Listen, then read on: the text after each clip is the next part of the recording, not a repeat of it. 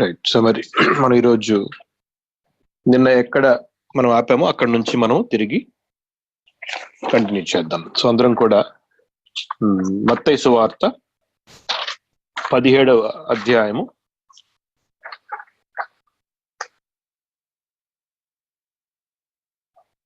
10వ వచనం చదువుకుందాం. మత్తయి సువార్త 17వ అధ్యాయము 10వ వచనం.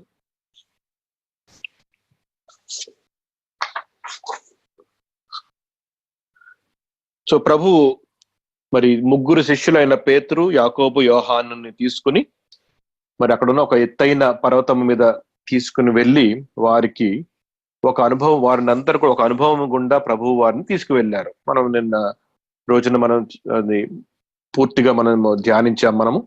సో ఆ సంఘటన అయిన తరువాత వారందరూ కూడా కొండ దిగి రావడం జరిగింది. సో కొండ దిగి వచ్చిస్తున్నప్పుడు ప్రభు వారితో ఏమన్నారంటే, మీరు చూసిన ఈ దర్శనము మీరు ఎవరితోనూ చెప్పద్దు అని చెప్పినప్పుడు వారు ఆ విధంగానే వారి మనసులోనే ఉంచుకున్నారు. అయితే అక్కడ కనపడిన వాళ్ళు ఎవరు? మోషే, ఏలియా.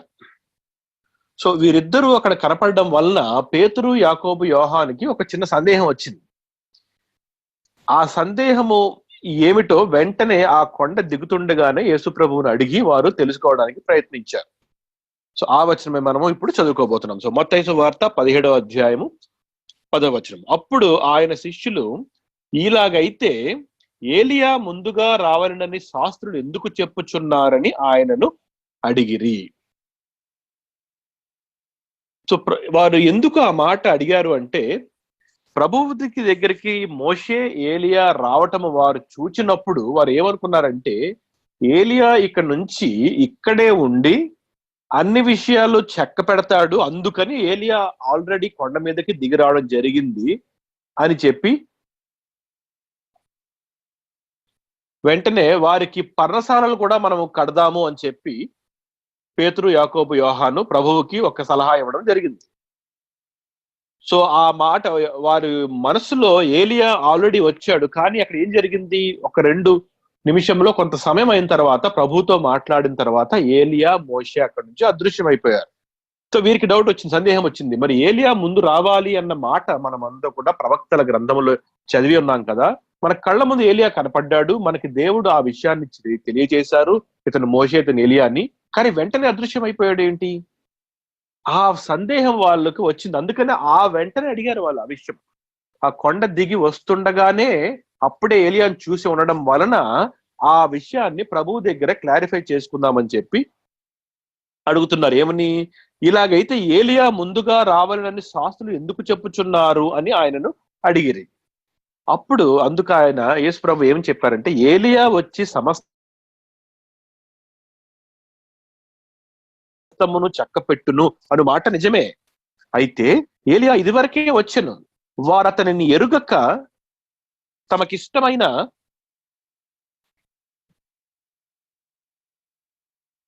తమకు ఇష్టము వచ్చినట్లు అతని ఎడల చేసిరి. మనుష్య కుమారుడు కూడా అలాగే వారి చేత శ్రమములు పొందబోచున్నాడని మీతో చెప్పుచున్నాను నేను. సో వారు ఏలియా గురించి ప్రభువుని ఆ ప్రశ్నించినప్పుడు ప్రభు ఏమన్నారంటే, మీరు విన్నది కరెక్టే, ఏలియా వచ్చి సమస్తమును చెక్కబెట్టును అన్న మాట ప్రవక్తలలో రచించిన విషయము నిజమే. శాస్త్రులు అందుకనే ధర్మశాస్త్రం చదివి ప్రవక్తలు చదువుతున్నారు కనుక సమాజ మందిరంలో మీకు అది బోధిస్తారు మీకు. కాబట్టి మీరు శాస్త్రుల దగ్గర ఉన్న మాట నిజమే. అయితే మీరు అనుకున్నట్లు నిజమైన ఏలియా, ఆ కొండ మీద వచ్చిన ఏలియా ఆ ఏలియా కాదు వచ్చేది. ఆ ఏలియా ఆత్మలో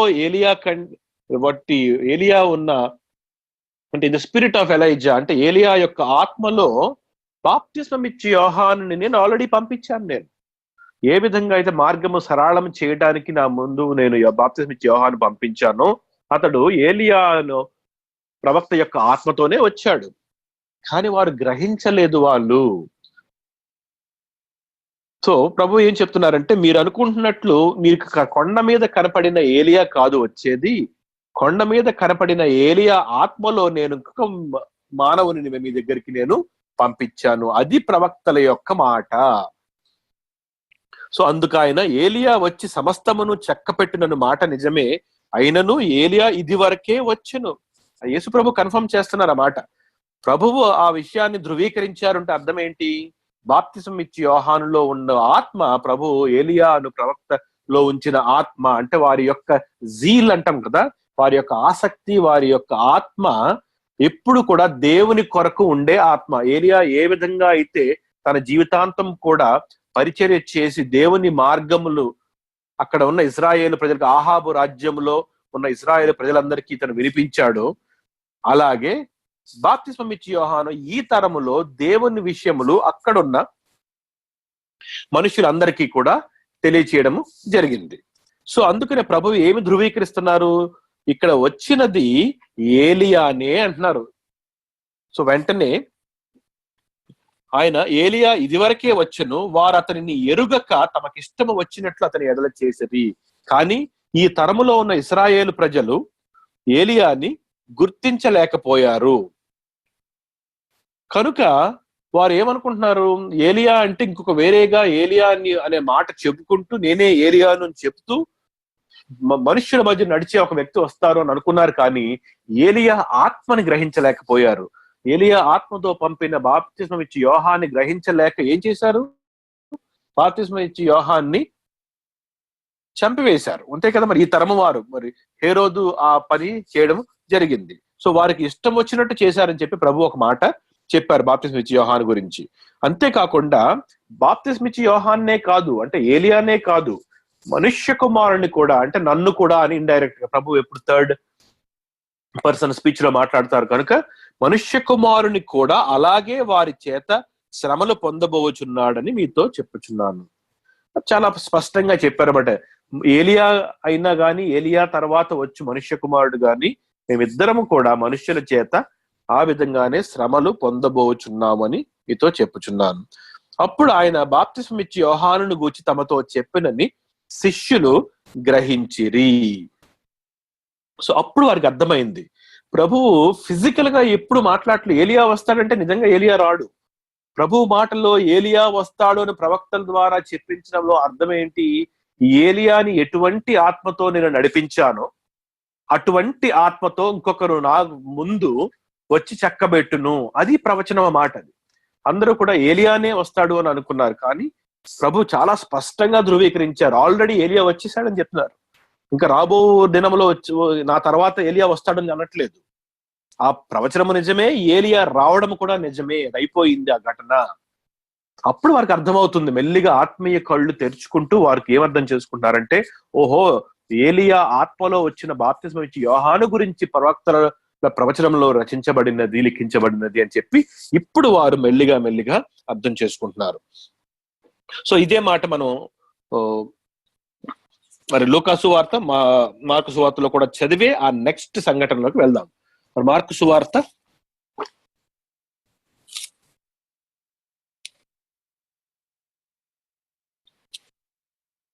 9వ అధ్యాయము 9వ వచనము.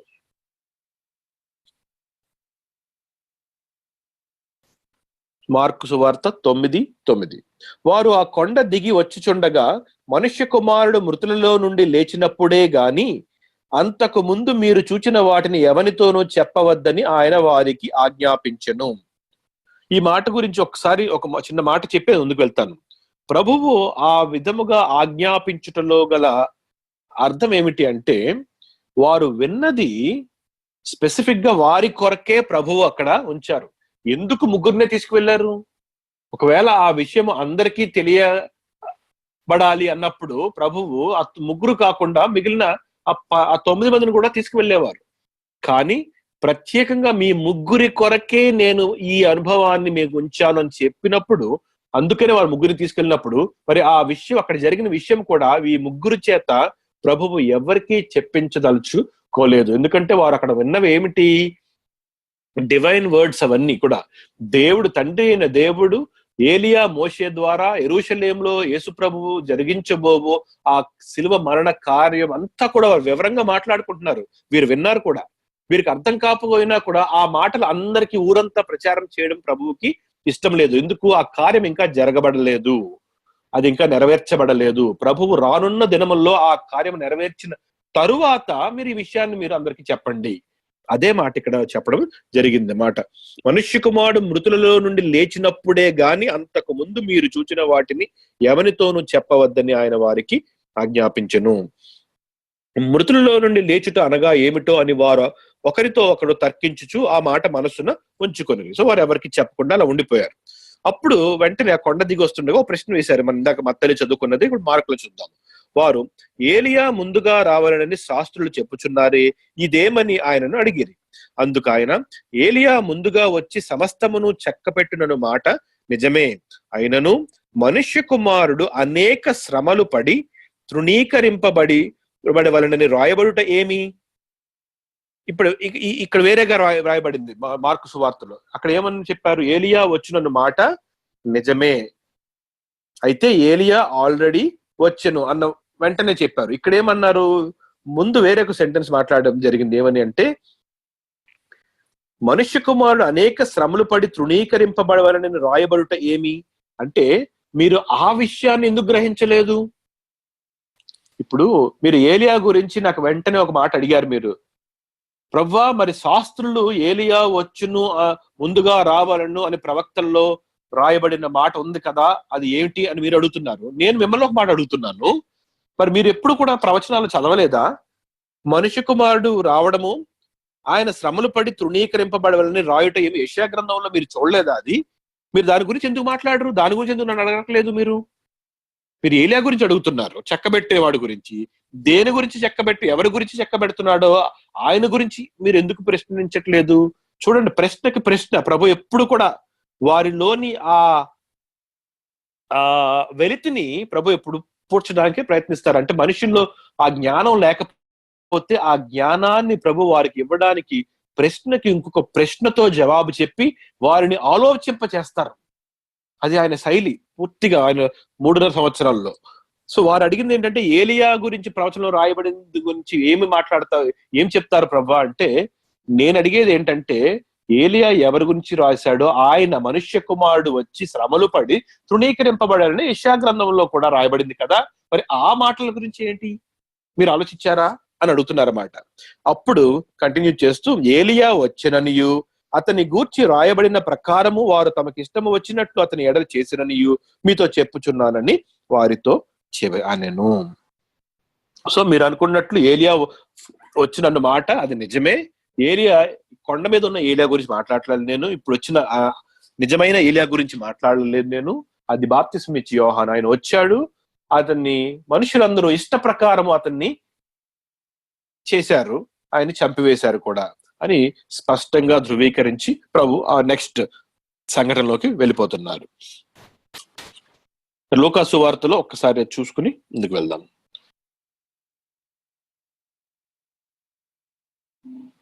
లూకా సువార్తలో మరి ఏలియా గురించి అడిగిన ప్రశ్న రాయబడలేదు. సో ఓన్లీ మత్తయి, మార్కు సువార్తల్లోనే మనకి ఈ చిన్న వచనం కనపడుతుంది.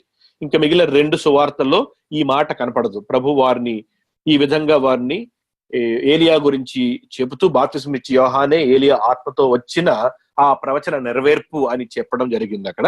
ఆ తర్వాత జరిగిన ఇన్సిడెంట్ మళ్ళీ 3 సువార్తల్లో కూడా మనకి వ్రాయబడింది. సో ఆ కొండ దిగి వారందరూ కూడా వచ్చిన తరువాత ఒక సంఘటన జరిగింది. అదేంటో మళ్ళీ మనం చూద్దాం. ఎక్కడి నుంచి మొదలు పెడదాం మనం అంటే, ముందు మత్తయి, లూకా చదివి ఆఖరణ మార్కు వెళ్దాం. ఎందుకంటే మన ఈ రోజు పఠనము, ధ్యానము అంతా కూడా ఈ యొక్క సంఘటనలోనే ఉంటుంది. ఈ 3 సువార్తల్లో రాయబడిన ఈ సంఘటన మనం చూసుకుని ఈ రోజు బైబిల్ స్టడీ క్లోజ్ చేసుకుందాం. అయితే ఆర్డర్ నేను మాథ్యూ, మార్క్, లూక్ లో వెళ్ళను. మాథ్యూ, లూక్, మార్క్ వెళ్తాను. దానికి ఒక కారణం ఉంది.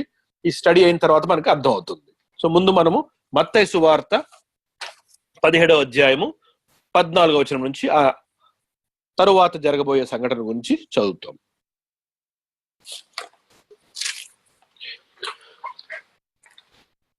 సో 13వ వచనంలో ఏం జరిగింది? 17, 13లో అప్పుడు ఆయన బాప్తిస్మం ఇచ్చి యోహాను గూర్చి తమతో చెప్పినని శిష్యులు గ్రహించిరి.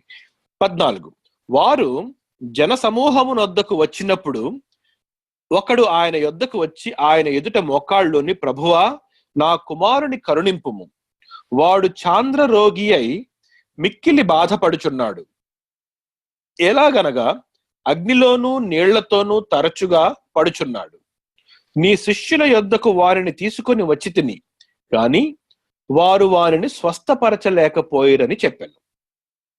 అందుకు యేసు, విశ్వాసము లేని మూర్ఖ తరము వారలారా, మీతో నేనెంత కాలముందును, ఎంతవరకు మిమ్మును సహింతును, వారిని నా యొద్దకు తీసుకొని రండని చెప్పాను.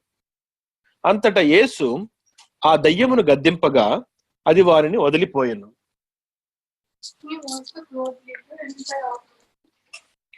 అంతటా యేసు ఆ దయ్యమును గద్దింపగా అది వారిని వదిలిపోయెను. ఆ గడియ నుండి ఆ చిన్నవాడు స్వస్థత నొందెను. తరువాత శిష్యులు ఏకాంతముగా యేసునొద్దకు వచ్చి, మేము ఎందుచేత దానిని వెళ్ళగట్టలేకపోతిమి అని అడిగారు.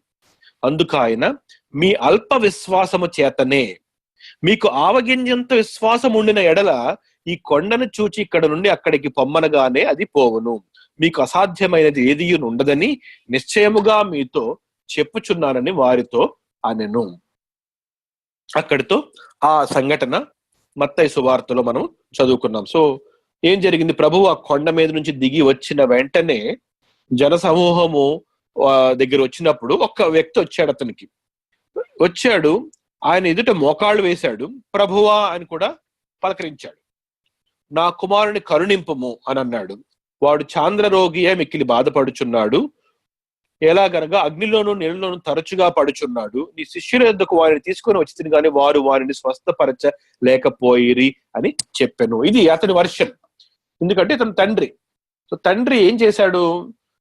తన కుమారుడు ఈ దయ్యం పట్టిన కుమారుణ్ణి యేసుక్రీస్తు ప్రభు శిష్యుల దగ్గరికి తీసుకొచ్చాడు.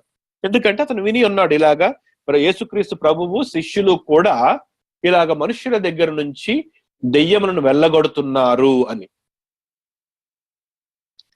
ఆ మాట విని యేసుక్రీస్తు ప్రభువు యొద్దకు రాకుండా శిష్యుల దగ్గరికి తీసుకొచ్చారన్నమాట. ఎందుకంటే ప్రభువు అక్కడ లేరు.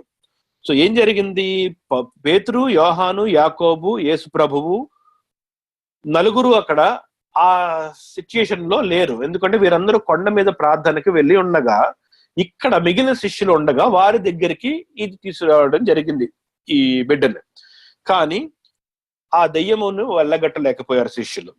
సో అదే మాట ఆ తండ్రి యేసుక్రీస్తు ప్రభువుతో చెప్తున్నాడు, నేను శిష్యుల దగ్గర తీసుకొచ్చాను కానీ వారు వారిని స్వస్థపరచలేకపోయిరి అని చెప్పారు. అందుకు యేసు, విశ్వాసము లేని మూర్ఖతరము వారలారా అని సంబోధించారు. ఇక్కడ ఆగుదాం మనం. ఆ ముందే అతను మోకాళ్ళు వేశాడు, కరుణించుము అని అడిగాడు, ప్రభువా అని అన్నాడు. కానీ ప్రభువు ఏమంటున్నారు? విశ్వాసము లేని మూర్ఖతరము వారలారా అని అందరినీ ఉద్దేశించి, ఆ తండ్రితో సహా శిష్యులతో సహా అందరినీ ఉద్దేశించి ఎవరితో స్పెసిఫిక్ గా అనలేదు. చూసారా? విశ్వాసం లేని మూర్ఖపు శిష్యులారా అనలేదు, మూర్ఖపు ఆ తండ్రిని సంబోధించలేదు, తరమునే సంబోధించారు. జాగ్రత్త గమనించండి. ఎందుకంటే తరము అన్న మాట ఉపయోగించబడింది అంటే అర్థం ఏంటంటే, ఆ సమయంలో ఇశ్రాయేలు అనే దేశములో నివసిస్తున్న మనుషులు అందరినీ కలిపి దేవుడు యేసుప్రభు సంబోధించి చెబుతున్న మాట ఏంటంటే, ఈ తరంలో ఉన్న మీకు, ఇశ్రాయేలు వంశస్థులైన మీకు విశ్వాసం అనేది లేదు. అది కోల్పోయే ఈ స్టేజ్కి వచ్చారు మీరు. వేరొకరి చేతిలో బానిసలుగా 4 సామ్రాజ్యాలకు బానిసలుగా బ్రతుకుతూ, రోమా సామ్రాజ్య బానిసత్వంలో బ్రతుకుతూ ఉన్న మీరు ఎందుకు ఈ స్టేజ్కి వచ్చారు? మీరు విశ్వాసమును పోగొట్టుకుని అదే తీసుకుంటూ ముందుకు వస్తున్నారు. మీరు ఆ విశ్వాసాన్ని పురికొల్పడానికి ప్రభు వచ్చారు. కానీ ప్రభు ఏమంటున్నారంటే, ఈ విశ్వాసము లేని మూర్ఖ తరము వారులారా, మీతో నేను ఎంతకాలం ఉందును అంటే, ఆ విశ్వాసంలోకి రండి అని నేను మిమ్మల్ని ప్రేరేపిస్తూ చెప్పిన ఈ మాట ఇంకెంతకాలం చెప్పాలి మీకు? ఈ పాటికి మీరు అర్థం చేసుకోలేరా? ఈ పాటికే మీరు విశ్వాసంలోకి వచ్చి ఉండాలి కదా అని అక్కడ ఉన్న మనుషులందరినీ కూడా చెప్తున్నారు. సో విశ్వాసం ఎందుకు లేదు అని అన్నారు అంటే, ఆ విషయం మనకి ఇంకొద్దిగా ముందుకు వెళ్ళి మనము ధ్యానం చేస్తే మనకి అర్థమవుతుంది. మత్తయిలోనే కాదు, మిగిలిన 2 సువార్తల్లో కూడా అన్ని కలిసి మనం సూక్ష్మంగా అబ్జర్వ్ చేస్తే ప్రభువు ఈ స్టేట్మెంట్ ఎందుకు ఇచ్చారు బాహాటంగా అందరికీ అని చెప్పి మనకి అర్థమవుతుంది. సో ఏమన్నారు? విశ్వాసము లేని మూర్ఖ తరము వారలారా అని చెప్తూ మీతో అంటే మీ అందరితో ఇజ్రాయేల్ ప్రజలతో నేను ఎంతకాలం ఉందును, ఎంతవరకు మిమ్మల్ని సహింతును, ఇంకా ఇలా మీరు విశ్వాసం లేకుండా ఉంటూ అలాగ నా పేషెన్స్ మీరు టెస్ట్ చేస్తూనే ఉన్నారు. 1000 సంవత్సరాలు మీ పితరులు నా ఓర్పుని సహనాన్ని వారు పరీక్షించారు, ఆ తర్వాత వారిని శిక్షించారు. ఇప్పుడు నేను ప్రత్యక్షంగా మీతో వచ్చినప్పుడు కూడా మీరు నా సహనాన్ని పరీక్షిస్తున్నారు. మీరు ఇంకెంతకాలం మిమ్మల్ని సహింతును, నేను ఇంక విశ్వాసంలోకి రారా మీరు ఓ ఇశ్రాయేలు ప్రజలారా? అదమాట. ఎందుకంటే దీని గురించి ఎందుకు చెప్తున్నానంటే, మనం ఏమనుకుంటామంటే ప్రభువు అక్కడ స్వస్థపరిచిన అనేక మంది వచ్చారు కదా, చాలా మంచి విశ్వాసంతో వచ్చి వారు స్వస్థతను అందుకున్నారేమో అని ఒక అనుమానం మనకు రావచ్చు. అది సత్యం కాదు. అది ధృవీకరించడానికే యేసుక్రీస్తు ప్రభువు కైసరయ ఫిలిప్ అనే ప్రాంతంలో శిష్యులను ఒక ప్రశ్న అడిగారు. మనుష్య కుమారుడు ఎవడని వారు అనుకుంటున్నారు అంటే ఎవ్వరూ కూడా క్రీస్తుని గ్రహించలేదు. అందరూ కూడా బాప్తిస్మ ఇచ్చే యోహాను మళ్ళీ వచ్చాడు అంటారు, ఏలియా మళ్ళీ వచ్చాడు, ఇర్మియా మళ్ళీ వచ్చాడు, లేకపోతే ప్రవక్తల్లో ఒక ప్రవక్త వచ్చాడు. ప్రవక్తలు అంటే ఏంటి? దేవుని మాట చెప్పే మనిషి, అంతే. ఇదిగో దేవుని మాట చెప్పే ఒక మనిషి అని అనుకుంటున్నారు తప్పితే ఆయన చేసిన అద్భుతమైన సూచక క్రియలను చూసి ఈయన దైవ కుమారుడు, దావీదు కుమారుడు, ఈయన క్రీస్తు, సజీవుడైన క్రీస్తు అన్న ఆ రియలైజేషన్ వారిలో ఎవరికి కూడా రాలేదు. సో ఆ మాటను అక్కడ ధృవీకరించడానికి ఆ ప్రశ్న వేసి ప్రభు కొద్దిగా ముందుకి వచ్చారు. సో ఇక్కడ వచ్చినప్పుడు కూడా ఇతను మోకాళ్ళు ఉన్నాడు. అక్కడ కూడా వారందరూ కూడా వచ్చి ప్రభు దగ్గరకు వచ్చి కాళ్ళ దగ్గర పడేసే స్వస్థత తెచ్చుకున్నారు. వాళ్ళందరూ ప్రభువా అని పిలిచిన వారు ఉన్నారు, కనికరింపమని అడిగిన వారు ఉన్నారు. కానీ అలా అడిగినా కూడా ప్రభువు దాని విశ్వాసముతో ఈక్వేట్ చేయట్లేదు. దానికి కారణం ఏంటో ముందుకు వెళ్దాం మనం. వారిని నా యొద్దకు తీసుకొని రండని చెప్పాను. అంతటా ఆ యేసు ఆ దెయ్యమును గద్దింపగా అది వారిని వదిలిపోయెను.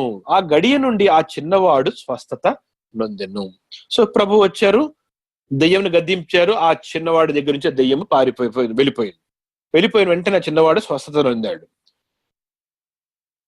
తరువాత శిష్యులు ఏకాంతముగా యేసునొద్దకు వచ్చి మేము ఎందుచేత దానిని వెళ్ళగొట్టలేకపోతుంది అని అడిగారు. ప్రభా, మేము మీతో పాటే ఉన్నాం కదా, మీరు ఒకసారి ఇంతకు ముందు మాకు ఈ అధికారం ఇచ్చినప్పుడు మేము వెళ్ళాము, అక్కడికి వెళ్ళినప్పుడు దయ్యాలు కూడా వెళ్ళిపోయినాయి, మేము వెళ్ళగొట్టగలిగాము, ఇప్పుడు మేము ఎందుకు వెళ్ళగొట్టలేకపోయాము అంటే మరి ప్రభు ఏమన్నారంటే మీ అల్ప విశ్వాసము చేతనే, మీ లిటిల్నెస్ ఆఫ్ ఫెయిత్ అంటే పరిపూర్ణముగా లేని విశ్వాసం ఉంటే మీరు నా దగ్గర నుంచి ఆ శక్తిని పొందుకోలేరు, నేను ఇచ్చిన ఆ అధికారాన్ని మీరు పొందుకోలేరు.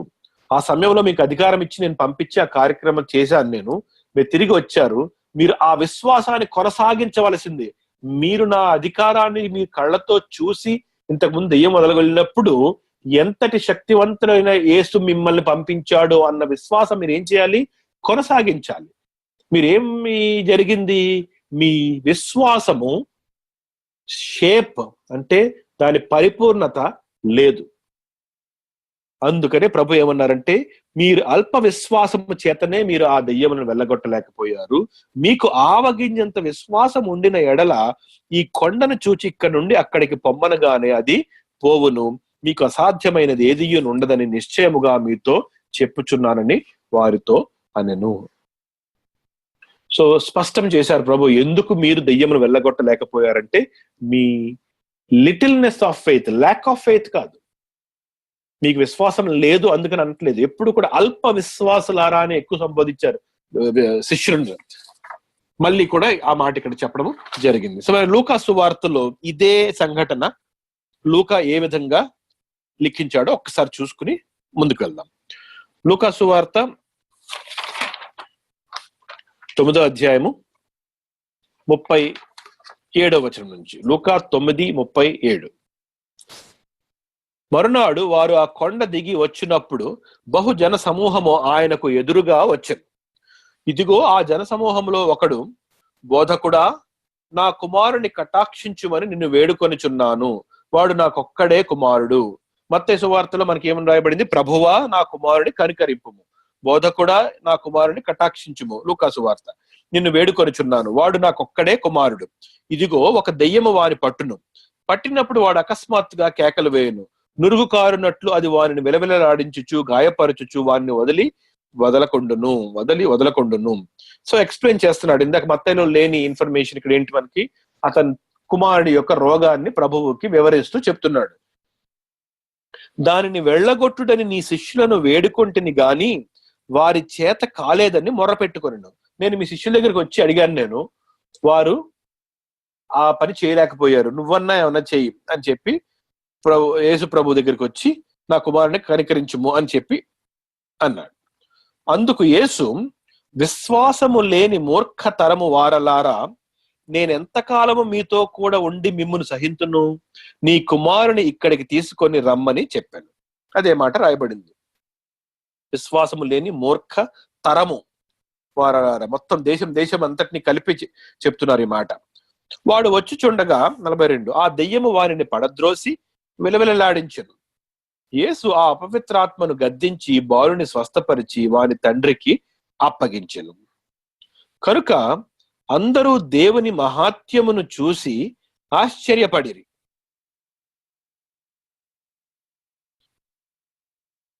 అక్కడతో ఆ సంఘటన అయిపోయింది. ఆ తర్వాత మాట వేరొక సంఘటన గురించి ప్రభు మాట్లాడుతున్నారు. సో ఇక్కడ ఆ రెండవ మాట రాయబడలేదు. మత్తయి సువార్తలో మనం చూసిన శిష్యులు వచ్చి మేమెందుకు ఈ దయ్యాన్ని వెళ్ళగొట్టలేకపోయాము అని అడిగిన మాట మనకి లూకా సువార్తలో కనపడలేదు. అయితే ఇక్కడ మనం చూసింది ఏంటి అంటే, ఆ రోగం యొక్క లక్షణాలను ఆ తండ్రి ప్రభువుకు వివరించడం జరిగింది. ప్రభు అతన్ని స్వస్థపరిచి ఆ బాలుని ఆ చేతికి అప్పగించి అదే మాట చెప్పడము లూకా రాయడం జరిగింది. ఇప్పుడు మనం అందరం మార్కు సువార్త 9వ అధ్యాయంలో 3వ సువార్తలో ఈ మాట ఏ విధంగా రాయబడిందో చూసినప్పుడు కొన్ని విషయాలు మనకి లూకా సువార్తలో మత్తయి సువార్తలో అర్థం కానివి ఇక్కడ అర్థమవుతాయి. కారణం ఏంటంటే ఆ మాట అక్కడ రాయబడలేదు గనుక మనం ఏమనుకున్నాము అంటే, ఆ వచ్చిన బాలుని యొక్క తండ్రి యేసు ప్రభు దగ్గరికి విశ్వాసంతో వచ్చాడేమో అని అనిపిస్తుంది మనకి. ఎందుకంటే అతను బోధకుడా అన్నాడు, ప్రభువా అన్నాడు, మోకాళ్ళు ఉన్నాడు, కటాక్షించుము అన్నాడు. అవన్నీ విశ్వాసానికి గుర్తులు కాదవి.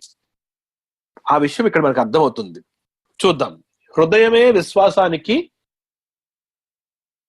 మూలము. అంటే హృదయములో ఉత్పన్నమయ్యే ఆ యాటిట్యూడ్, ఆ ఆలోచన, ఆ స్పందనే విశ్వాసం యొక్క గుర్తు. బాహాటంగా జరిగేవి విశ్వాసం యొక్క గుర్తు కాదు అన్న విషయాన్ని మనకి ఇక్కడ నేర్పిస్తారు ప్రభువు. మార్కు సువార్త 9వ అధ్యాయము 14వ వచనం నుంచి చూద్దాం మనం. మార్కు సువార్త 9:14. వారు శిష్యుల యొద్దకు వచ్చి వారి చుట్టూ బహుజనులు కూడి ఉండుటయు శాస్త్రులు వారితో తర్కించుటయు చూచిరి.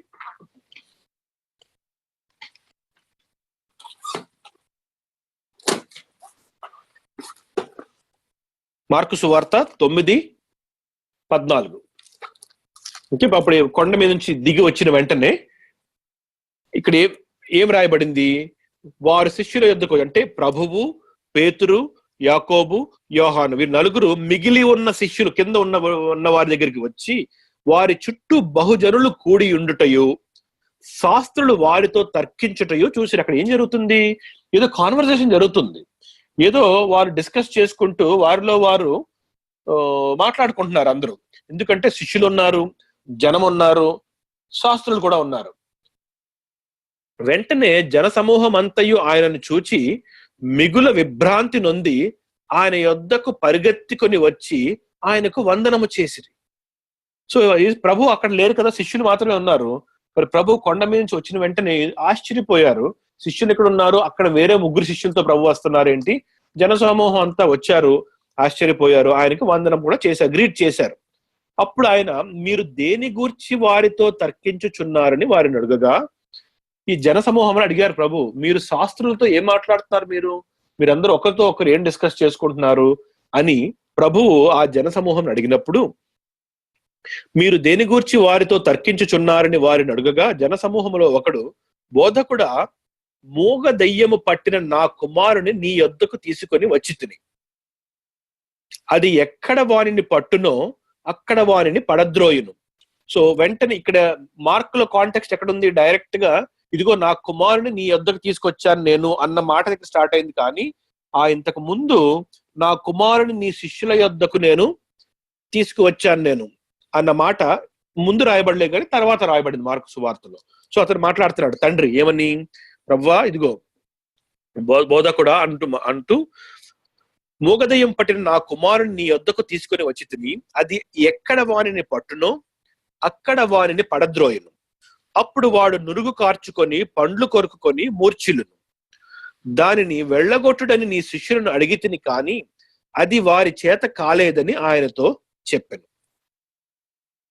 అంటే ప్రభు ఉన్నారనుకుని ప్రభు దగ్గర తీసుకొద్దామని అనుకున్నాడు, కానీ ప్రభు లేరు, శిష్యులు మాత్రమే ఉన్నారు. శిష్యులకు అప్పగించాడు, వారు ఆ దెయ్యాన్ని వెళ్ళగొట్టలేకపోయారు. అదే మాట ప్రభుతో ఎక్స్ప్లెయిన్ చేస్తున్నాడు.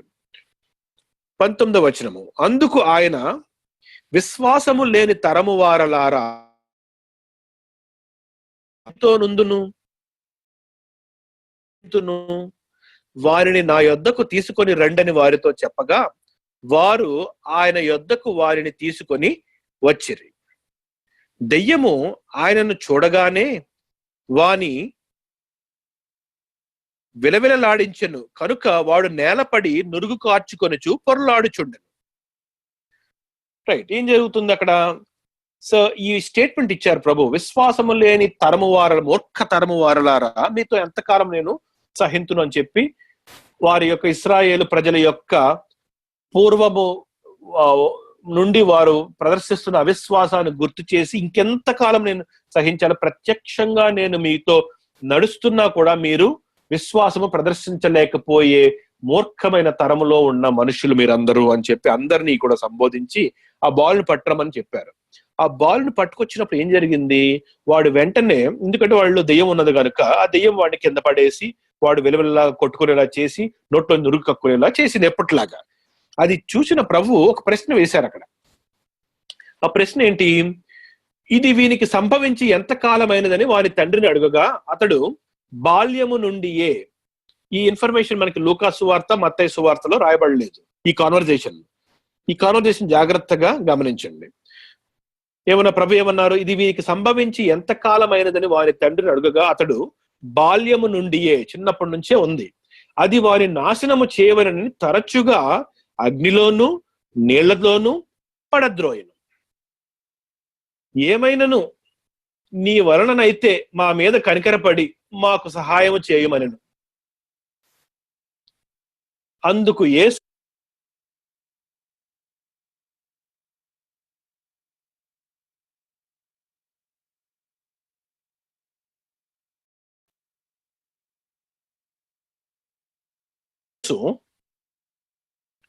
అక్కడ ఒక స్టేట్మెంట్ రాయబడింది. సో ఇక్కడ నాకు ఒక చిన్న ఫీడ్బ్యాక్ కావాలి. మీరందరూ ఎవరన్నా సరే మైక్ అన్మ్యూట్ చేసి నాకు ఆన్సర్ చేయొచ్చు. మీ బైబిల్లో అక్కడ నమ్ముట అనేది బ్రాకెట్ లో ఉందా? ఎవరో ఒకరు ఆన్సర్ చేయండి. ఉంది కదా?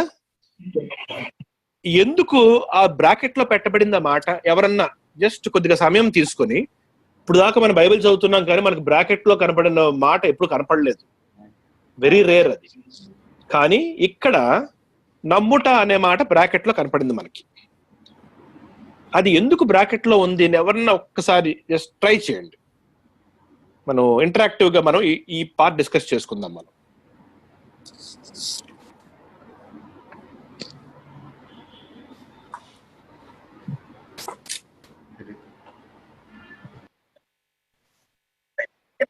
నమ్మలేదు. చెప్పండి బ్రదర్. నమ్మలేదు, సహాయం చేయమన్నాడు.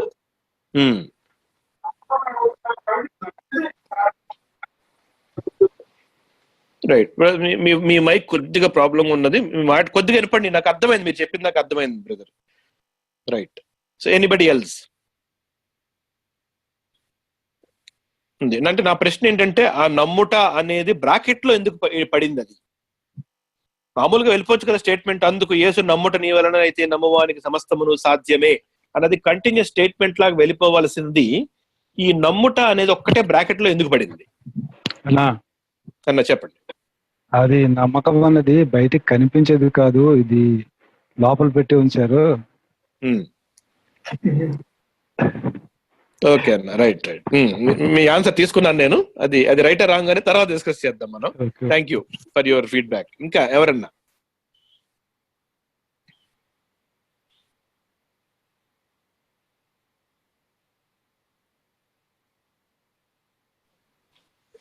పర్లేదు, టైం ఉంది కొద్ది. శిష్యులు అల్ప విశ్వాసం కలిగి ఉన్నారు కదా, అలా కాకుండా నువ్వు నమ్మగలిగితే గనక నీకు అది సాధ్యం అవుతుంది అని చెప్తున్నారా ప్రభు? రైట్. శిష్యులు అల్ప విశ్వాసంలో ఉన్నారు, అది కరెక్టే. అది అదే అంటే నేను కరెక్టే అన్నానంటే మీ వర్షన్ కరెక్టే, మీనింగ్ కరెక్టా కాదని ఇంకా డిసైడ్ చేద్దాం మనం. అయితే బ్రాకెట్ లో ఎందుకు పడింది అన్న దాని గురించి ఎవరన్నా కొద్దిగా లోపలికి వెళ్దాం. సీక్రెట్ అంతా ఆ బ్రాకెట్ లో ఉండడంలోనే ఉందన్నమాట మొత్తం అంతా.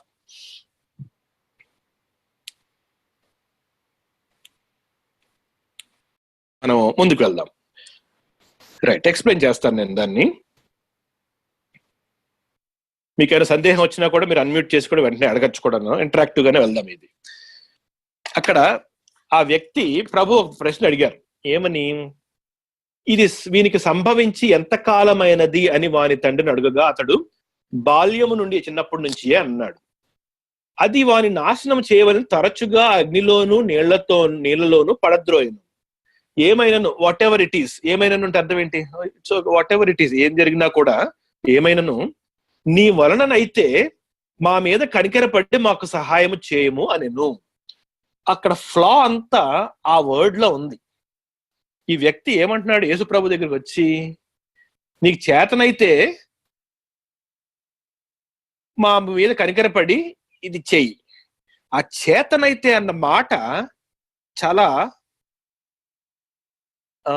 అవిశ్వాసముతో కూడిన మాట. అది ఆ చేతనైతే అన్న మాటలో విశ్వాసము 0.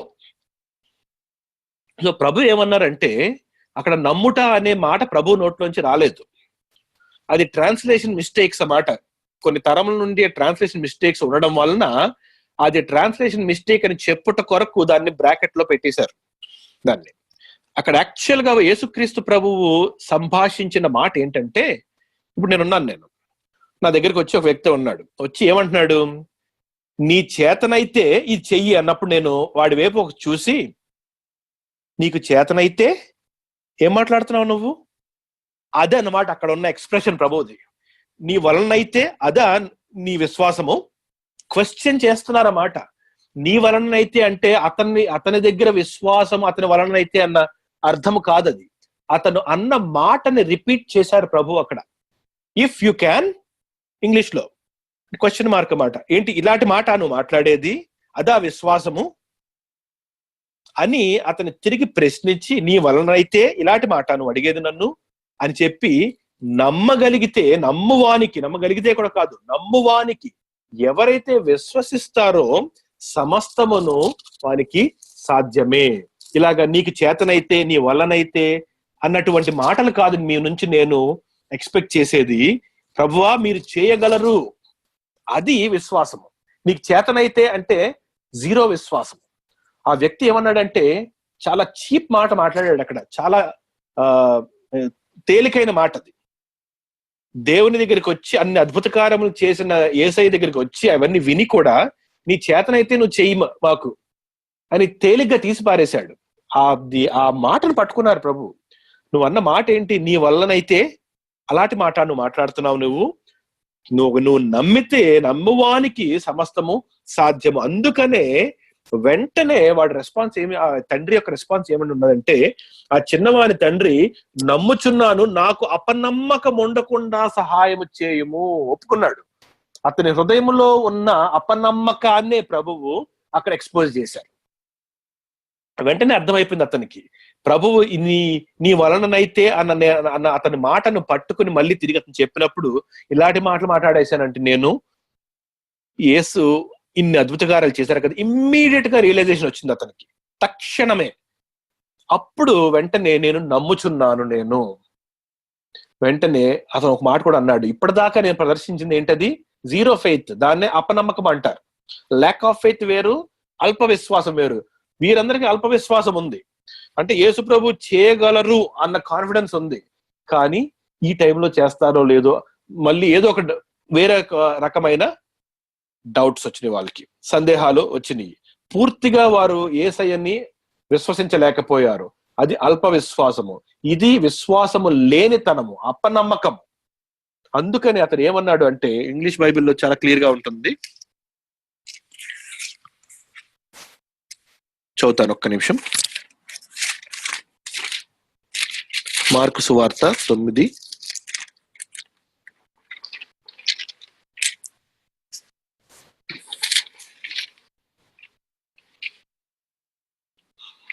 Immediately the boy's father cried out and said, I do believe, help my unbelief. స్పష్టంగా నా అపనమ్మకమును ఉండకుండా నాకు సహాయము చేయమని బిగ్గరగా చెప్పెను. జనులు గుంపుగూడి తన యొద్దకు పరిగెత్తుకొని వచ్చుట యేసు చూచి అప్పుడు స్వస్థత పరిచారు. మనం ఏమనుకున్నామంటే అతను మోకాళ్ళు వేసి ప్రభువా అనేసిన తర్వాత అతను విశ్వాసం ఉందేమో అనుకున్నాం కదా. విశ్వాసం లేదని మనకి ధృవీకరించడానికే నెక్స్ట్ స్టేట్మెంట్ ఏంటి అక్కడ, విశ్వాసము లేని మూర్ఖతరము వారలారా. అది ఎవరికి అడ్రస్ చేశారు? అది తండ్రికి అడ్రస్ చేశారు. అతని హృదయం ప్రభువు తెలుసు, అతను మాట్లాడబోయే మాట ప్రభువుకు తెలుసు.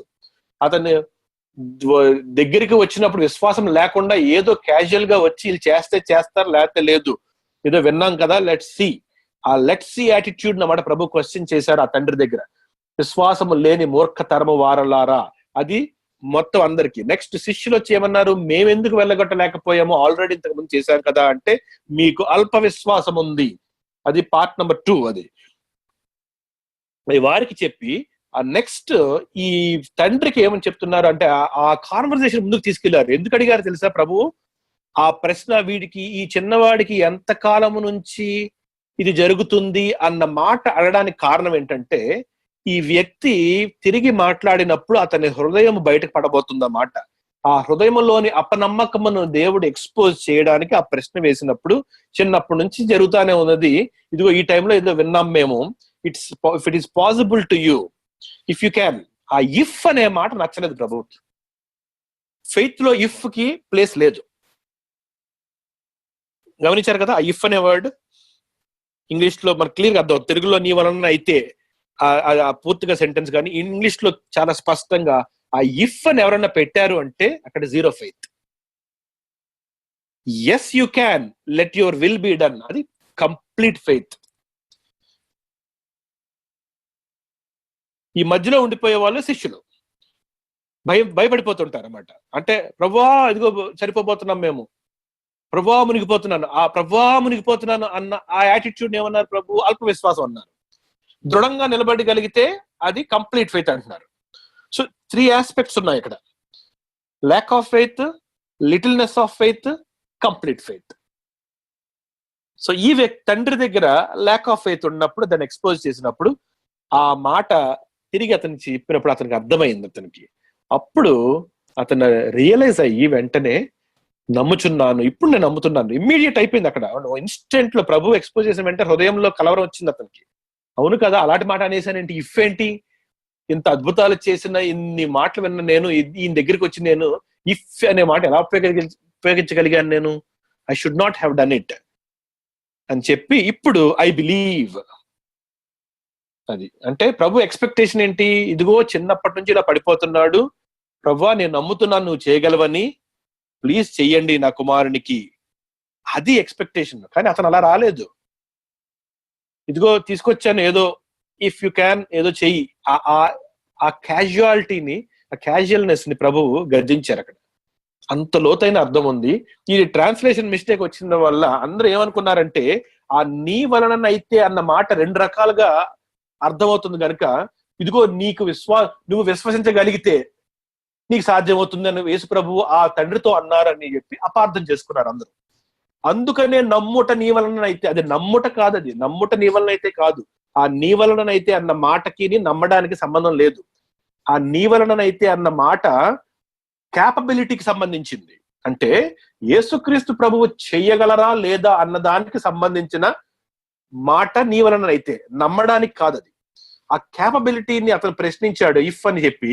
ప్రభు ఏమన్నారంటే తిరిగి అతను చెప్పి, నువ్వు అన్న మాట ఎలా ఉందంటే, ఇఫ్ యు క్యాన్, ఆ ఇఫ్ యూజ్ చేస్తావా నువ్వు అని చెప్పి కంటిన్యూ చేస్తూ, విశ్వాసం ఉన్న వారికే ఇది జరుగుతుంది అని కంటిన్యూ చేసినప్పుడు, ఆ కంటిన్యూషన్ లో అతను రియలైజ్ అయ్యి, ఆ ఇఫ్ అనే మాటని తప్పుగా వాడాను, నేను నమ్ముచున్నాను ప్రభువా అని చెప్పి పూర్తి ఫెయిత్ ని అక్కడ ప్రదర్శించాడు ఇమీడియట్ గా. ఒకవేళ నా లోటు ఆ ఇఫ్ అనే వర్డ్స్ వస్తుంటే, ఆ ల్యాక్ ఆఫ్ ఫెయిత్ నాకు లేకుండా చెయ్యి అని చెప్పి రిక్వెస్ట్ కూడా, ప్రేయర్ కూడా చేశాడు అక్కడ. అది జరిగింది ఆ ఇన్సిడెంట్ లో. అందువలన దాని బ్రాకెట్ లో పెట్టడం జరిగింది. దానికి సంబంధించిన మాట కాదు అది. నమ్ముట నీ వలన అయితే అన్నది సెంటెన్స్ కాదు అక్కడ. అది ట్రాన్స్లేషన్ మిస్టేక్ ముందు నుంచి జరగడం వల్ల, దాన్ని తీసివేయటకు ఆల్రెడీ బైబిల్లో ఉండడం వల్ల, నమ్ముట అనేది ట్రాన్స్లేషన్ లో దాన్ని పక్కన పెట్టడానికి ఆ నమ్ముట అనేది బ్రాకెట్ లో పెట్టడం జరిగింది. అది దాని యొక్క విశ్లేషణ. సో ముందుకు వెళ్దాము. సో వెంటనే ఆ చిన్నవాని తండ్రి, నమ్ముచున్నాను, నాకు అపనమ్మకం ఉండకుండా సహాయము చేయమని బిగ్గరగా చెప్పాను. చాలా గట్టిగా చెప్పాడు. అంటే కన్ఫెషన్ చూడండి ఎలా వచ్చిందో. మామూలుగా ప్రభు దగ్గర వచ్చి మెల్లిగా అనట్లేదు, ప్రభువా నేను నమ్ముతున్నాను, నాకు ఇంకా అపనమ్మకం ఉండ సహాయం చేయని గట్టిగా అరిచాడంట. బిగ్గరగా చెప్పాను. జనులు గుంపు కూడి తన యొద్దకు పరిగెత్తుకొని వచ్చుట యేసు చూచి, సో ఈ లోపల అక్కడ ఏదో జరుగుతుందని చెప్పి మిగిలిన జనాలందరూ కూడా పరిగెట్టుకుని వస్తున్నారు. మూగవైన చెవిటి దెయ్యమా, వానిని వదిలిపొమ్ము, ఇక వానిలో ప్రవేశింపవద్దని నీకు ఆజ్ఞాపించుచున్నానని చెప్పి ఆ అపవిత్రాత్మను గద్దించును. ఆ మూగతనం ఎక్కడి నుంచి వచ్చింది? దెయ్యం నుంచి వచ్చింది. ఆ మోగతనం అనే స్పిరిట్ ని పట్టు క్యారీ చేసుకుంటూ వెళ్ళాడు ఆ దెయ్యం. గ్రుడ్డి దెయ్యాలు, మోగ దెయ్యాలు అంటే అభిమోగమని కాదు.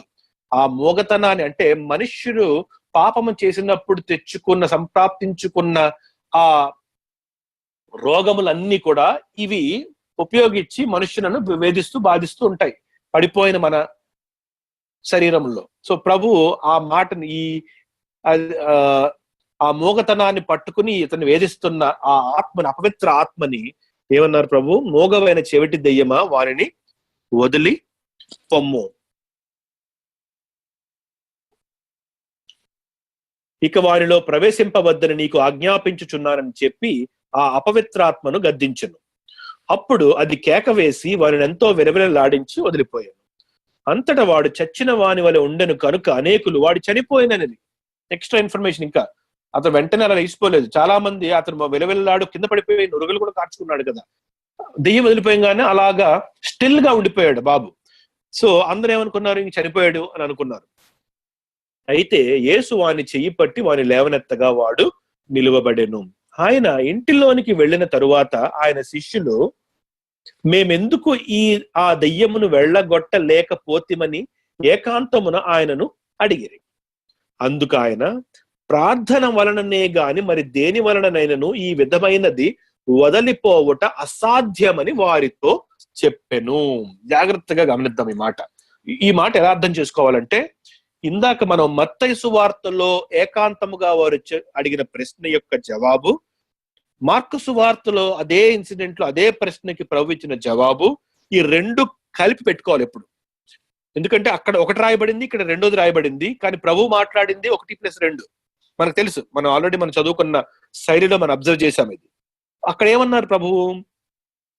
శిష్యులు వచ్చి మేము ఎందుకు ఈ దెయ్యమును వెళ్ళగొట్టలేకపోయాము అని ప్రభుని అడిగినప్పుడు, మీరు అల్ప విశ్వాసంతో ఉన్నారు, మీకు ఆవగింజంతైన విశ్వాసము ఉంటే మీరు ఈ కొండని ఎత్తి అక్కడికి వెళ్తే అది వెళ్ళిపోతుంది, మీకు అసాధ్యమైనది ఏదియూ లేదు అని. కంటిన్యూషన్ ఏంటి? ఇటువంటివి ప్రార్థన వలననే గాని మరి దేని వలనను ఈ విధమైనది వదిలిపోవుట అసాధ్యమని వారితో చెప్పెను. ఈ రెండు కలిపి ఇప్పుడు చూసినప్పుడు అయితే మనం రెండు మిక్స్ చేసుకుంటే ఆ సెంటెన్స్ కంప్లీషన్ మనం చూస్తే ప్రభు ఏమన్నారంటే, మీరు విశ్వాసముతో ప్రార్థన చేస్తే తప్ప ఈ దెయ్యములు మీ దగ్గర నుంచి వెళ్ళవు. మీ విశ్వాసం ఎలాంటి విశ్వాసం ఉండాలి? మళ్ళీ అల్ప విశ్వాసం కాదు, మళ్ళీ సంపూర్ణమైన విశ్వాసము ఉంచి ప్రార్థన చేసినప్పుడు దేవుని అడగాలి. నాకు విశ్వాసం ఉంది కదా అని చెప్పేసి నేను ఈ దెయ్యమును వెళ్ళగొడతాను అని అంటే దెయ్యమును వెళ్ళమని చెప్తున్నారు. దెయ్యమును వెళ్ళగొట్టడానికి నేను మీకు ఇచ్చిన అధికారము నేను ఇవ్వాలి మీకు. నేను ఆ అధికారం ఇవ్వాలంటే మీరు ఏం చేయాలి? మీరు ప్రార్థన చేయాలి, మీరు తండ్రి అయిన దేవుని అడగాలి, మీరు అది అడగకుండా, విశ్వాసము పూర్తిగా లేకుండా, ఈ రెండూ లేకుండా మీరు ఏం చేస్తున్నారు? దెయ్యాన్ని వెలగొట్టడానికి ప్రయత్నించారు, అందుకే వెళ్ళలేదు. సో దేవుని చిత్తమా కాదా దేవుని చేతిలో పెట్టి వీరి విశ్వాసము దేవుని యందు ఉంచినప్పుడు దేవుడు ఏమన్నారంటే అక్కడ ఆ పని జరుగుతుంది. ఆ పని ఇంతకు ముందు చేశాను కదా, నేనే మీకు అధికారం ఇచ్చి పంపించినప్పుడు మీరు నా అధికారంను పట్టుకుని వెళ్ళారు, మీరు అది జరిగింది. అక్కడ దెయ్యములు మీరు వెళ్ళగొట్టగలిగారు. మళ్ళీ ఆ సిచ్యుయేషన్ వచ్చినప్పుడు మీరు ఏం చేయాలి? మీరు ఇంతకుముందు జ్ఞాపకం చేసుకుని ఆ విశ్వాసం మళ్ళీ ప్రదర్శించి మీరు ప్రార్థన చేయగలరు కదా. మీరు దేవుడిని అడిగారా? వీళ్ళు ఎవరు అడగలేదు. అది అక్కడ జరిగింది. అదే విషయం వారికి చెప్తున్నారు అన్నమాట. ఇది ప్రార్థన వలననే జరుగుతున్న అర్థం ఏమిటి అంటే వారు ప్రార్థన చేయకుండా ట్రై చేశారు. దేవుని శక్తి లేకుండా మానవ ప్రయత్నం చేస్తే ఏదీ జరగదు. దానికి తోడు వారికి విశ్వాసము అసంపూర్ణంగా ఉంది. సో ప్రభు ఆ రెండింటిని చూపెట్టి మీకు విశ్వాసం కంప్లీట్ గా ఉండాలి, confidence in your God and then obedience in prayer. ఈ రెండు కలిస్తేనే అది జరుగుతుంది. అక్కడ ఆ నా చిత్తమైన సమయంలో నా చిత్త ప్రకారం జరిగించిన కార్యము నెరవేరుతుంది అక్కడ. సో ఆ విషయము వారి అందరికీ సూక్ష్మంగా వారు అదే విషయం చూచినట్లు ప్రతి మాటలో వాళ్ళందరినీ కూడా మాటల ద్వారా వారి హృదయాలని ప్రభువు ప్రతిస్పందన చేస్తారన్నమాట. అంత మాటల్లోనే ఉంటుంది అంతా. అంటే హృదయంలో ఏముంటే మాటలు బయటకు అలా వస్తాయి. అతను మోకాళ్ళు వేశాడు ప్రభువా అని మామూలుగా అన్నాడు, అవన్నీ బాహ్యంగానే జరిగినాయి. అతను హృదయంలో ఉన్న యాటిట్యూడ్ బయటకు తీసుకురావడానికి ఏం చేశారు? కాన్వర్జేషన్ పెట్టారు ప్రభు. ఆ కాన్వర్జేషన్ లో అతని హృదయం యాటిట్యూడ్ బయటపడిపోయింది. ఏమని? ఇఫ్ యూ క్యాన్ అన్నాడు. If you can, what is this, what are you talking? అది ప్రభు చేసిన ప్రశ్న. వెంటనే అతడు నో నో నో ప్రభు, సారీ, ఐ బిలీవ్. వెంటనే ప్లీజ్ హెల్ప్ మై అన్బిలీవ్ అయిపోయింది. వెంటనే ప్రభు స్వస్థపరిచారు. శిష్యులు వచ్చి అడిగారు, Lord why couldn't we, but did you pray, did you exercise your faith? రెండు క్వశ్చన్లు అడిగారు ప్రభు అక్కడ ఇండైరెక్ట్ గా. ఇవి ఎలా పోతుంది? మీరు అల్ప విశ్వాసం వలనే చేయలేకపోయారు, ఇటువంటి ప్రార్థనల వలననే ఇటువంటి మీరు చేయగలరు. ఈ రెండు మీకు కావాలి, ఆ రెండు మీకు లేవు. సంపూర్ణ విశ్వాసం లేదు, ప్రార్థన లేదు. సో ఇవి రెండు మీరు నేర్చుకోవాలి అని చెప్పి శిష్యులకు అక్కడ నేర్పించి ఆ బిడ్డను అక్కడ ఇచ్చి ఆ కరుణ చూపించి అన్ని కంప్లీట్ 360 degrees వ్యూ ప్రభు చేసే. ఆయన కరుణ చూపించారు, నేర్పిస్తున్నారు, బోధిస్తున్నారు అక్కడ. అట్ ద సేమ్ టైం వారందరికీ కూడా భవిష్యత్తులో జరగబోయే విషయాలను కూడా తెలియజేస్తూ వస్తున్నారు. ఇదిగో మనుష్య కుమారుడు చనిపోయి మళ్ళీ తిరిగి లేవాలంటే ఇవన్నీ మీ పాపం అంతటికి కారణమైన మీ మరణానికి కారణమైన మీ పాపాన్ని జయించడానికి నేను చేయబోయే కార్యము త్వరలో వచ్చేస్తుంది, దగ్గర పడుతుంది. మీరు అది గుర్తు పెట్టుకోండి, గ్రహించండి, అది మీ మనసులో ఇంకిపోవాలి అని ప్రభు వారితో మాట్లాడడము జరిగింది. ఆ మాట చూద్దాం. ఇక్కడ ఏం జరిగింది? మార్కు సువార్త కాదు, మనం లూకా సువార్త 9వ అధ్యాయము 43-44. లూకా సువార్త 9:43-44. కనుక అందరూ దేవుని మహాత్యమును చూచి ఆశ్చర్యపడిరి. ఆయన చేసిన కార్యములన్నిటినీ చూచి అందరూ ఆశ్చర్యపడుచుండగా, సో అందరూ ఆశ్చర్యపడుతుండగా, సో అప్పుడే ఆ పని చేసిన వెంటనే ప్రభు ఏమన్నారు చూసారా? వెంటనే ఈ మాటలు మీ చెవులలో నాటనీయుడి, ఇంకిపోవాలి మీ హృదయాల్లో. ఏ మాట? మనుష్య కుమారుడు మనుష్యుల చేతికి అప్పగింపబడబోచున్నాడని తన శిష్యులతో చెప్పాను. సడన్ గా కాంటెక్స్ట్ మార్చేశారు. మనుషులందరూ ఏమంటున్నారు? ఇదిగో ఎంత గొప్ప పని చేశాడు యేసు ప్రభు, ఇదిగో ఈ యేసు అనబడే ఆయన చిన్నప్పటి నుంచి దెయ్యం పట్టిన వాడిని అలా పంపించి అలా లేపేశారు, అలా దెయ్యాన్ని వెళ్ళగొట్టేశారు. ఆయన మహాత్యంగా ఆశ్చర్యపడిపోతుంటే ప్రభువు తక్కువని కాంటెక్స్ట్ మార్చేశారు. శిష్యులను పిలిచి, మీరు ఈ మాట మీ మనసులో ఇంకిపోవాలి. ఏమిటి? త్వరలో మనుష్య కుమారుడు మనుష్యుల చేతికి అప్పగింపబడబోచున్నాడని తన శిష్యులతో చెప్పాను. అయితే వారు ఆ మాట గ్రహింపకుండానట్లు అది వారికి మరుగు చేయబడిన గనుక వారు దానిని తెలుసుకొనలేదు. ప్రభువు చెప్పారు కానీ వారి హృదయం ఇంకా పూర్తిగా తెరవబడలేదు. ఎందుకంటే ఆ జర్నీలో వారు ఇంకా ఆ స్టేజ్కి రాలేదు. ఈ మర్మమును వారు విని అర్థం చేసుకునే స్టేజ్కి రాలేదు. కానీ ప్రభు వారికి వినిపించడానికి గల కారణం ఏంటో చెప్తాను చూడండి. ఆ మర్మం కూడా ఇక్కడే ఉంది. ఈ మాటలు మీ హృదయంలో నాటనీయుడి అని ఒక మాట ఉపయోగించారు. ఎందుకు నాటనీయుడి అని అన్నారంటే అర్థం ఏంటంటే, అది మీ మైండ్ లో ఉంచుకోండి. మీకు అర్థం ఇప్పుడు కాదు. ఎప్పుడైతే మనుష్య కుమారుడు యాక్చువల్ గా యాక్ట్ జరుగుతుందో మీరు గుర్తు చేసుకుంటారు కదా నా మాటలన్నీ, అప్పుడు మీకు కనెక్షన్ దొరుకుతుందన్నమాట. ప్రభు ఆ సమయంలో ఎందుకు ఆ మాటలు మాట్లాడారు, ఇప్పుడు జరుగుతున్న సంఘటన ఏంటి, మానవులకు దేవుడు ఇవ్వబోవు ఈ మహిమ, ఈ కృప, ఈ ధన్యత ఏమిటి అనేది మీకు అప్పుడు అర్థం అవుతుంది. అప్పుడు అర్థం కావడానికి నేను చెప్పిన మాటలన్నీ మీరు హృదయంలో ఉంచుకోవాలి. ఒకవేళ ఈ మాటను వాళ్ళు ఎవరు హృదయంలో ఉంచుకోకపోతే ఏం జరుగుండేది? మత్తయి, మార్కు, లూకా, యోహాను ఎవరు కూడా ఈ మాట రాయలేకపోయేవారు. అది క్యాజువల్ గా పక్కన పెట్టేస్తే ప్రభు మాట వారు గుర్తుంచుకోకుండా ఉండుంటే, ఎందుకంటే మత్తయి ఒక శిష్యుడు, యోహాను ఒక శిష్యుడు, వీరిద్దరు శిష్యులందరూ, పేతురు వెళ్ళి మార్క్ చెప్పాడు, లూకా ఈ మత్తయి, పేతురు, యోహాను వీరందరి దగ్గర తెలుసుకున్న వ్యక్తి లూకా, వీళ్ళు రాయడం. సో ఈ ఇన్ఫర్మేషన్ ఎవరి దగ్గర ఉంది? శిష్యుల దగ్గర ఉన్నది. సో ప్రభు చెప్పిన ప్రతి మాట కూడా వారిని భద్రపరచుకోమన్నారు, తర్వాత చెప్పమన్నారు. ఆ విధంగానే ఇక్కడ వారికి మరుగుపరచబడింది. అర్థం అక్కర్లేదు మీకు, కానీ మాట నాటుకోండి ప్రస్తుతానికి. ఇది ప్రస్తుతం ఈ కాంటెక్స్ట్ లో మీకు అది ఇంపార్టెంట్. తర్వాత మీరు ఈ సంఘటన జరిగిన తర్వాత, శిలువ మరణం అయిన తర్వాత దాని అర్థం మీకు తెలుస్తుంది. సో మనుష్య కుమారుడు మనుషుల చేతికి అప్పగింపబడబోచున్నాడని తన శిష్యుడితో చెప్పాను. 45 అయితే వారు ఆ మాట గ్రహింపకుండునట్లు అది వారికి మరుగు చేయబడిన కనుక వారు దానిని తెలుసుకొనలేదు. మరియు ఆ మాటను గూర్చి వారు ఆయనను అడుగ వెరచిరి, అనడానికి కూడా భయపడ్డారు వాళ్ళు. సో ఆ విధంగా ఆ స్టేట్మెంట్ తో అక్కడ సంఘటన ముగిసింది. వెంటనే ఆ సంఘటన ముగిసిన ఆ బిడ్డ లేచిన వెంటనే సంఘటన ముగియలేదు. ఆ మనుషులు మాట్లాడకుండా ప్రభువు ఈ మాట వాళ్ళకి చెప్పి, మీ మనసంతా కూడా ఇటువంటి నా ఆత్మీయమైన మాటలు, నేను వచ్చిన ఉద్దేశం గురించిన మాటలు మీరు వినాలి, వాటిని గ్రహించాలి. మీరు ఇవన్నీ జరుగుతూ ఉంటాయి. నేను చేసిన పరిచయంలో నేను అనేక మందికి కటాక్షం చూపిస్తాను, కరుణ చూపిస్తాను. ఎందుకంటే నేను సృష్టికర్తను. నేను ప్రత్యక్షంగా మీ దగ్గర ఉన్నప్పుడు అది నేను చేయకుండా ఉండలేను నేను. ఎందుకంటే నేను మానవ రూపంలో వచ్చిన దైవ కుమారుడిని. ఈ సమయంలో ఇశ్రాయేల్ ప్రజలకి ఆ కరుణ కటాక్షం చూపెట్టడం వరకే అది. కానీ విశ్వాసం వారికి లేకపోతే వారి రక్షణ కోల్పోతారు వాళ్ళందరూ. సో ప్రభు వారిని ఆ విధంగా ముందుకు తీసుకువెళ్తూ ఆ మాట చెప్పడము జరిగింది. మనం ఇంకొక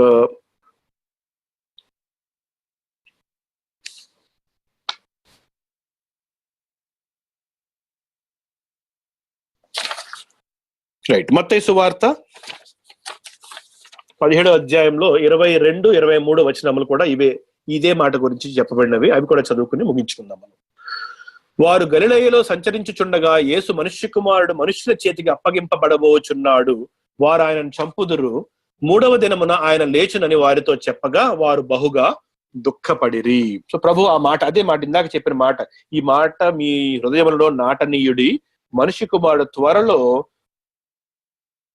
మనుషుల చేతికి అప్పగింపబడుతున్నాడు, తర్వాత వారు ఆయన చంపుదురు, 3వ దినమున ఆయన లేచును. ఆ 3వ దినం ఆయన లేచును ఎప్పుడు కూడా చెప్తారు ఆ మాట. మనిషి కుమారుడు అప్పగింపబడము, చంపబడ్డము, తిరిగి లేవడము, ఇవన్నీ కూడా సీక్వెన్స్ లో జరుగుతాయి. మీరు గుర్తుపెట్టుకోండి. మీకు ఎలాగో అర్థం కాదు ఇప్పుడు, ఎందుకంటే నేను మరుగుపరిచాను నేను మీ హృదయాలకి. కానీ మీరు అది నాటుకోని తర్వాత మీకు నేను వాటిని వివరిస్తాను నేను పరిశుద్ధాత్మ దేవుని సహాయం ద్వారా అని చెప్పి వారికి బోధించి ఆ ఇన్సిడెంట్, ఆ సంఘటన అక్కడతో ముగియడం జరిగింది. సో ఈ రోజు మనం ఇక్కడితో మనం ముగించుకుందాం మనం.